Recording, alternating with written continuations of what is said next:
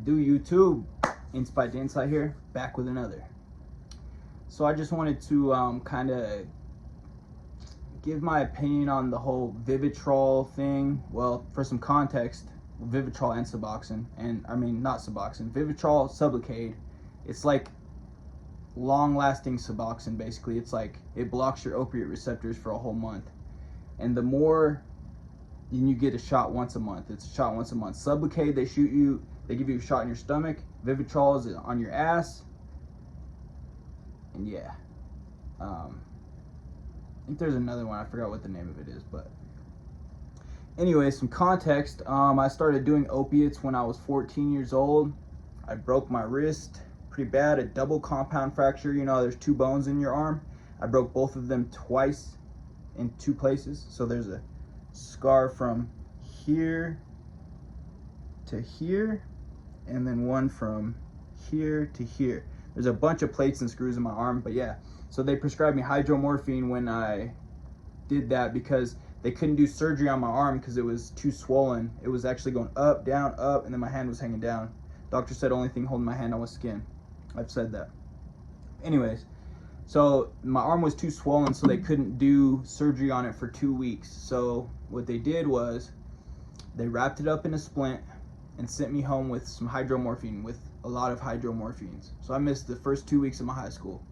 But so yeah, I was taking them regularly at first, and then I started crushing them up and snorting them, getting high as a fucking kite. And yeah, so basically and then I get back to high school. They're doing heroin in my high school. You know, it's just a whole thing. You can watch my other video about that though.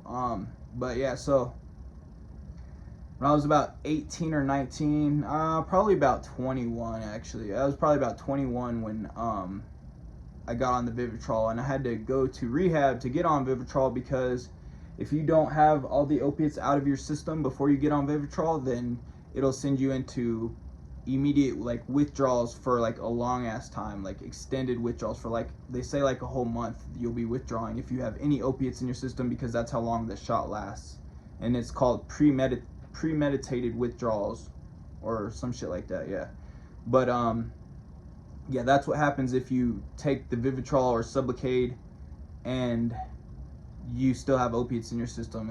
You'll like counteract whatever the medicine is, and you'll like go into withdrawals. So that's kind of scary. So I didn't want to do that. So I was like, oh, the only way I'm gonna get opiates out of my system is to go to rehab. And so I did that, got the shot, and literally I could not get high on opiates. Those blockers really do work. You cannot get high on opiates, even if you try. And I tried. I actually tried, and I actually shot up heroin, and it was super scary because I actually saw it going into my body, saw it going into my arm. And usually, like, and I know what to feel for. Like there's a certain feeling that you feel, and I did not feel that feeling, and that scared the shit out of me, because like a lot of people die because they try to overpower the Vivitrol or Sublocade, and there is no overpowering it. And I literally saw heroin going into my arm, and I didn't feel anything. That was super scary, and I was like, whoa, this shit is no joke. Like, no way. But anyways, that is the longest I've ever been off opiates in more than half of my life. So I'm 31 now. I started when I was 14. I got on Vivitrol when I was like 21, and I don't know. I think it was just because I was not ready to be completely sober, but I started doing meth for some reason while I was on Vivitrol, and everyone's different. You probably didn't have this experience, but I just needed to feel something. My thing was opiates, and I couldn't do those, and so I started doing meth, and I was on Vivitrol for about 1.5 years, and this could either be from the meth or from the Vivitrol, I'm not sure, but after about a year into it, I like noticed that I was on autopilot, and I didn't really care about much. I wasn't myself. I was like, I noticed that I had to force myself to eat. Like, I was not hungry, but I was starving, but I didn't want to eat. Like, food just was not good. I couldn't taste food. And it was just shitty, bro. I was on autopilot. Like I was like just like suffering to even like live. But I was off opiates, mind you. I was off opiates, and I saved up a bunch of money, and it's crazy how much money you keep when you don't have an addiction to feed. But yeah, so I kept doing meth the whole time, and then like that was the first time in my, well, pretty much the only time in my life that I've ever questioned what I was doing here. Like I was like, is it even worth it to like go through all this, or would it just be easier another way? And I don't want to get into like no crazy mental health shit here, but literally that's when I like had that epiphany of what am I even doing here? And that's like not a good thing at all, and that is something that I don't wish to ever happen to me again, because it's just not, it's not worth it. Like literally you'll start lying to you. Like I don't know whether it was from the meth or the Vivitrol, but it was from one of them. And but I guess I can say it's more so from the Vivitrol, because once I started having those thoughts, I like was like no more of this shit. And then like it took a good 2 months for me to even like start like getting back to myself, and not like in that weird state. I was in a super weird state, like really just down. And that's just some of the symptoms and that's literally some of the side effects that Vivitrol shit has on you. Because if you think about it, it's canceling, like it's blocking your opiate receptors. What are your opiate receptors? Basically your emotions. Basically you're blocking your emotions. And all of my emotions were just fake, and like I didn't have any emotions, but the few that I did were all fake, and like I was starting to really take a turn on me, really take a toll, and shit took a turn, and I ended up not very happy. So yeah, I stopped taking my Vivitrol shot every month. It took about 2 months for me to get back to normal, but then once those 2 months were over, like I couldn't even smoke weed anymore, because I was like, I don't know if that's probably from the meth too and the Vivitrol, but like every time I smoked weed after I got off Vivitrol, it was like I got super paranoid and damn near back into that same delusional state of like questioning what am I doing here. That shit is so scary. That's like playing with fire for real. That shit is scary, and I don't wish that upon anybody, because it's not fun.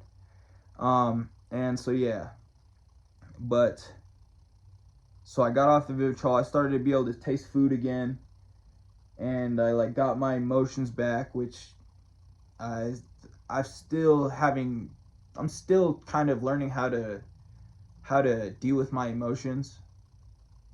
Given the fact that I started smoking weed so young at like 9 or 10, and then I started doing opiates at 14. I've just been kind of suppressing my emotions for my whole life. Which is not good, but hey, I mean, it is what it is. But like when you get off all drugs, it definitely comes and smacks you in the face at once with all of your emotions. Even the emotions you've been suppressing for all of these years, they don't leave.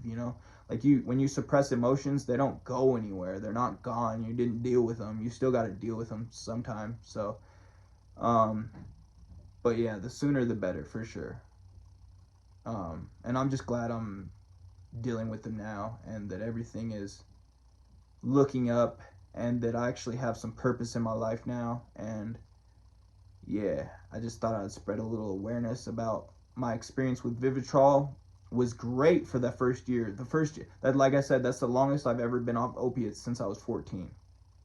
So I can give kudos to them there at the point of that they actually do block opiates, and you cannot get high on them, on Vivitrol or Sublocade or shots of the like. And but my mental health really took a turn after the first year. I can confidently say that that's what it was from, because that's the only thing that I was doing. And some might say that meth probably definitely had something to do with it, but I actually continued using meth after I got off Vivitrol, and those symptoms went away. So it was definitely from the Vivitrol. Yeah, so that was my experience with that. But if you want to get off opiates, that I would highly suggest Vivitrol or Sublocade, because they will keep you off opiates and you will not be able to do them. whether you want to or not. Yeah, got it. That was my experience. Insight to Insight here, back with another. Like, share, subscribe. If you have any experience with what I was talking about just now, you can comment below and tell me your experience, and we will see how they compare or correlate. I'm interested. I really am interested to see what you guys' opinions on that is, and if I'm the only one that this happened to. So yeah, talk to you soon.